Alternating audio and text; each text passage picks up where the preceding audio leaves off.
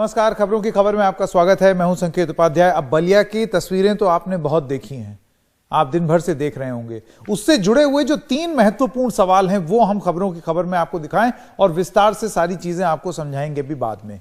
सवाल नंबर 1, क्या आरोपी को पकड़ने के बाद जाने दिया कि पहले तो उसने गोली चलाई, पुलिस ने उसको पकड़ा और उसके बाद छोड़ दिया, और ये हम लोग नहीं कह रहे हैं, वीडियो है, वीडियो प्रमाण है, और उसके बाद भी पुलिस के खिलाफ कोई कार्रवाई नहीं। दूसरा सवाल, विधायक का करीबी क्या इसलिए वो अभी तक फरार है? कहा यह जाता है, जैसे कि आप इस तस्वीर में देख सकते हैं, कि वो भारतीय जनता पार्टी के जो विधायक हैं उनसे काफी करीबी ताल्लुकात हैं, इस वजह से शायद पुलिस ढीली पड़ गई।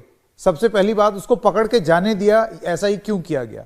और तीसरी चीज, ये सबसे बड़ा सवाल है, और हम हर ऐसे हादसे के बाद ये सवाल पूछते हैं कि क्या यूपी में पुलिस पर इकबाल कम हो रहा है या खत्म हो रहा है? ये कुछ जरूरी सवाल हैं और इसी पर हम चर्चा करेंगे। गौरव वल्लभ प्रवक्ता हैं कांग्रेस पार्टी के, राजीव प्रवक्ता हैं समाजवादी पार्टी के, शांतनु गुप्ता आप राजनीतिक विश्लेषक हैं। आपने एक किताब लिखी है योगी आदित्यनाथ के ऊपर, और क्योंकि एनडीटीवी में बहुत आते हैं तो लोग आपके जो विचार हैं उनसे भली भांति परिचित हैं। तो मैं सबसे पहले आप ही से शुरू कर दूं। शांतनु जी, मुझे ये बताइए कि जब तस्वीर में साफ साफ दिखाई दे रहा है कि इस गोलीकांड का अभियुक्त कौन है, अभियुक्त या जिसने चलाई वो कौन है, उसके बाद पुलिस उसको पकड़ती है और उसके बाद वो आदमी फरार, किससे सवाल पूछें फिर? संकेत जी, आपको पता होगा जो धीरज सिंह जो प्राइमरी अभियुक्त हैं, उन पे दबिश जारी है, और मुझे लगता है जब तक कल आप अपना शो कर रहे होंगे तब तक वो गिरफ्तार होंगे। उनका छोटा भाई, बड़ा भाई नरेंद्र सिंह और दूसरा भाई वो भी गिरफ्तार हो चुके हैं, साथ में 4 साथी और गिरफ्तार हुए हैं।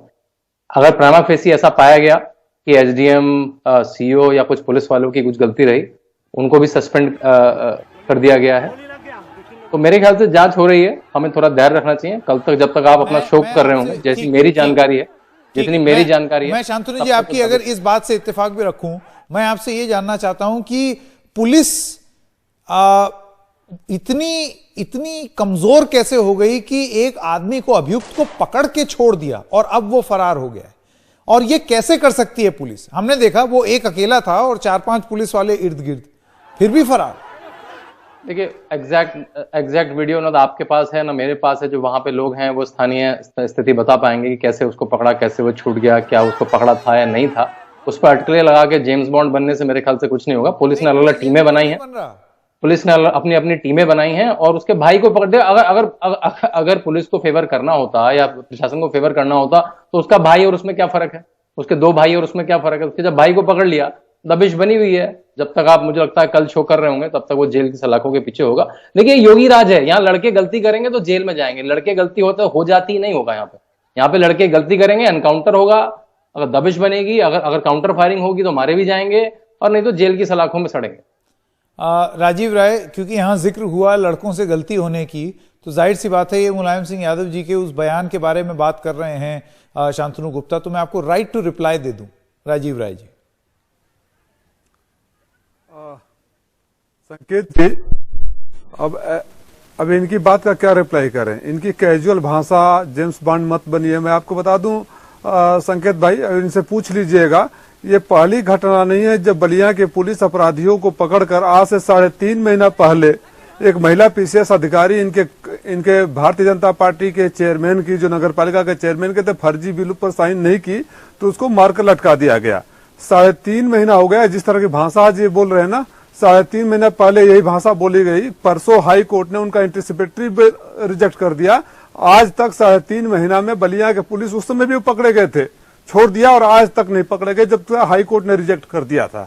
तो ऐसे लोगों जो इनका चरित्र है, आपको याद होगा इंस्पेक्टर सुबोध कांत सहायक को मारने वाले को माला पहना रहे थे, और एक फोटो आज अखबारों में छपा है, उस अपराधी को इनके विधायक जो 4-5 दिन पहले कुछ और विवादास्पद बयान दिए थे, मिठाई खिला रहे हैं। इनका असली चाल, चरित्र और चेहरा यही है। मैं इनसे पूछना चाहता हूं कि मणि मंजरी राय के 3.5 महीना पहले इसी तरह पुलिस ने छोड़ दिया था, कब गिरफ्तार करो, वो भी एनडीटीवी पर बोल के जाओ, और गिरफ्तार नहीं करे तो तुम्हारी मजबूरी क्या है ये भी बता के जाओ। ठीक है, अभी मैं सवाल, अब शांतनु गुप्ता आपके पास वापस आऊंगा, पर गौरव वल्लभ आपकी भी बात सुन लें।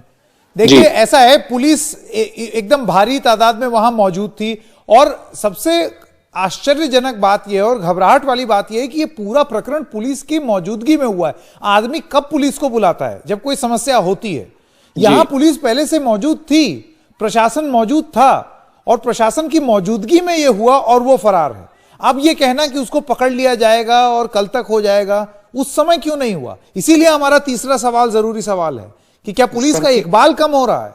संकेत जी, अगर यूपी के लॉ एंड ऑर्डर की स्थिति को अगर 2 शब्दों में बताना हो तो वो है गुंडा राज और जंगल राज, और तीसरे शब्द की जरूरत नहीं है।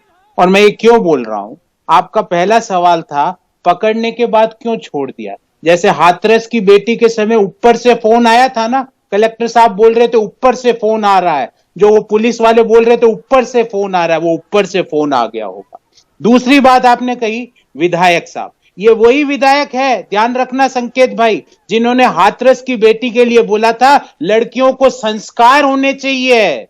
ये उस पीड़िता के पक्ष में नहीं खड़े थे ये विधायक। ये वही विधायक है जो दुष्कर्म करने वाले हैं उनके साथ खड़े थे। और कल इनका एक और वीडियो आया इन विधायक साहब का, जिन्होंने जो ये यहाँ पे आरोपी है धीरज सिंह, इसके पक्ष में खड़े होकर क्या बोल रहे हैं विधायक जी, आत्मरक्षा में गोली चला दी। विधायक जी, जब आप ऐसी भाषा बोलोगे तो फिर पुलिस वाले क्या कर पाएंगे? बताइए आपके शांतनु जी, जवाब दीजिए।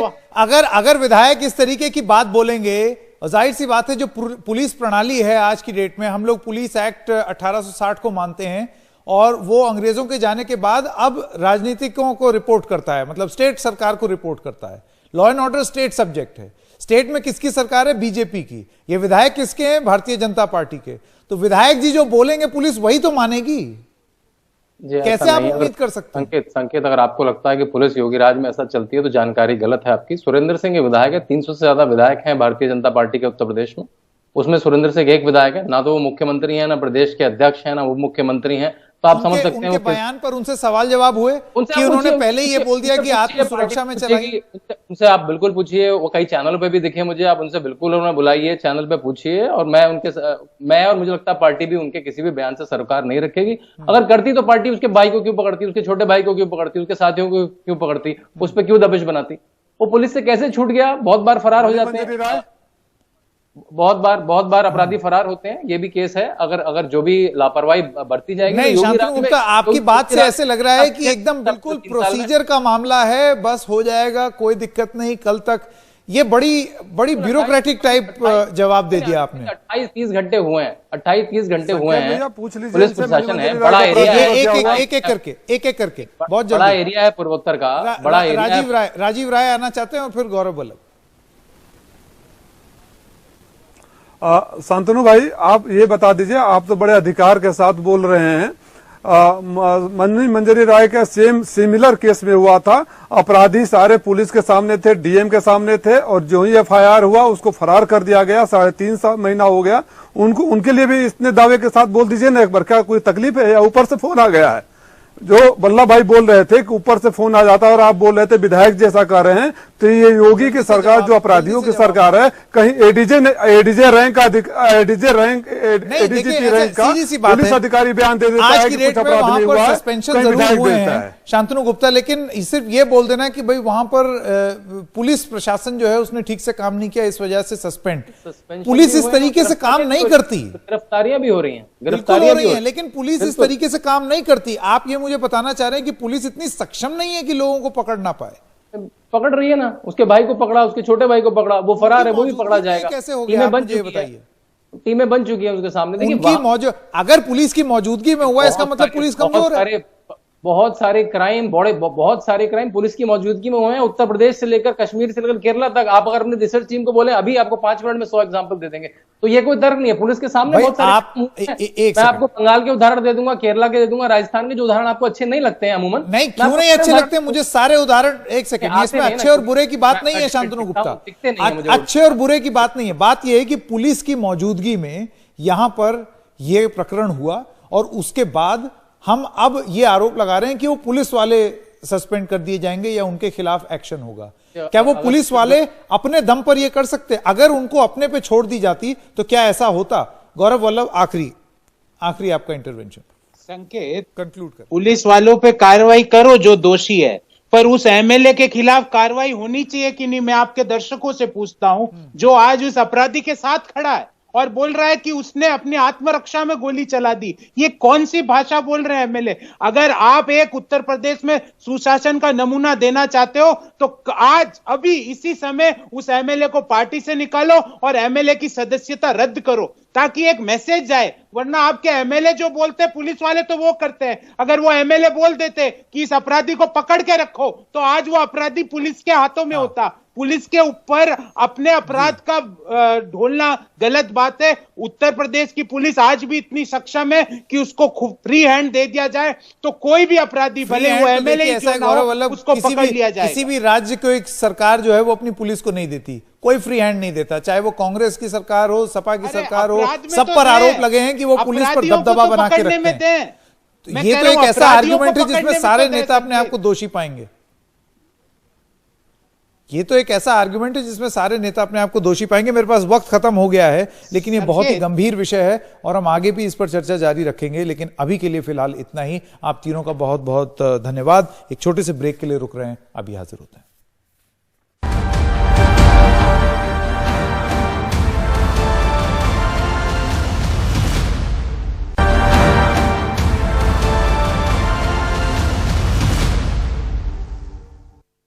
और अब सुनिए बलिया के बैरिया से बीजेपी विधायक सुरेंद्र सिंह को, जो गोलीकांड के मुख्य आरोपी के बचाव में बयान दे रहे हैं। कह रहे हैं गोली आत्मरक्षा में चलाई गई। वो आत्मरक्षा में कोई गोली चलाया है, अपराध हो सकता है, लेकिन आत्मरक्षा के लिए ही लाइसेंस निर्गत होता है। धीरेन्द्र सिंह डब्लू ने यदि आत्मरक्षा में गोली चलाया है तो गलत काम जरूर है, लेकिन उनके सामने मरने और मारने के अलावा कोई दूसरा विकल्प नहीं था। शायद लगता है कि इसी परिस्थिति में ये वो जो उन्होंने ऐसा निर्णय लिया है, लेकिन हम इस निर्णय को अच्छा नहीं मानते, लेकिन परिस्थिति जरूर जो घटना घटित है उसकी मैं जरूर जो है दुख प्रकट करता हूँ, दुर्भाग्यपूर्ण है।